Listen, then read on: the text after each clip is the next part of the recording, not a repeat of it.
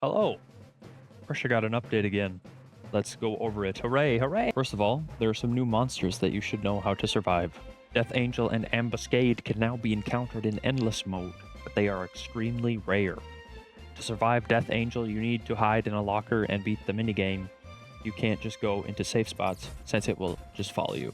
Ambuscade is just another version of Frogger, but it can rebound up to 5 times. It's pretty much like Ambush from Doors, so just make sure to wait until it passes. Back for revenge, the Divine can now attack you if you step on their land, either grass or snow, depending on the room type. Just make sure not to step on the grass or snow, and they won't chase you. Next, we've got Redeemer. She shows up after you pick up a gun from a drawer. The gun is always hidden, so just make sure to be careful when you are looting to not accidentally pick up the gun. If you do pick it up, she will attempt to shoot you with her gun and stab you with her knife. You can easily escape this fate by spamming E and looking directly at her, and she will kill herself. Candlebrute is Candlebearer if he took steroids. He moves slower, but does more damage, and he is quite simple to dodge. Every time you encounter him will be inside of a key room, so just make sure to keep your distance. Also, don't make him angry, then he gets really scary. We also have Jeff the Killer making an appearance in the new schoolrooms area, which looks like this. I have no strats on how to survive this guy yet. Give me some more time. He is also very rare.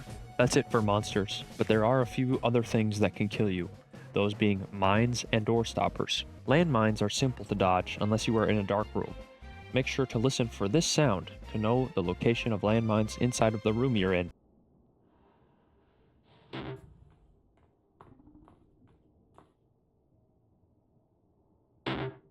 Door stoppers are also relatively easy to dodge.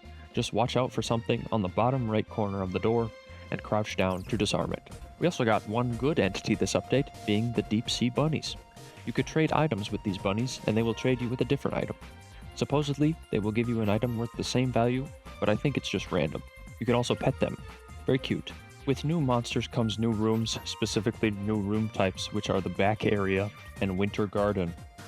There really isn't anything special about these rooms besides the snow version of the Divine that attack you in Winter Garden. In addition to these room types, there are 200 plus new rooms that you can explore in your endless runs.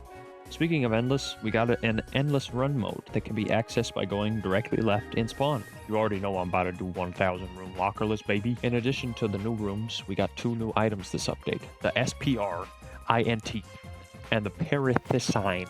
The Perithicine is basically just a medkit, and is unlocked after beating the black site without taking damage. But the crazy item is the Sprint. It gives you adrenaline for 12 seconds, which is extremely OP. It can be unlocked by beating the black site in under 45 minutes. These can be used for multiple purposes, including outrunning Chainsmoker,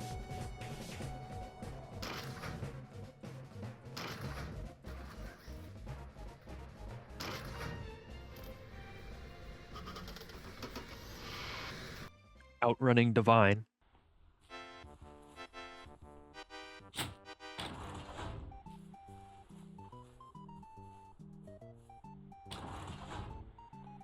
running over door stoppers,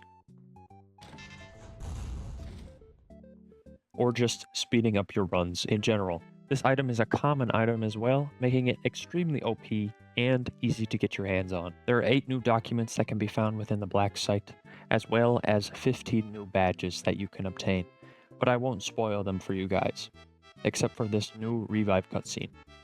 If you die and revive, you get placed with Lady Death, and there is a document right here.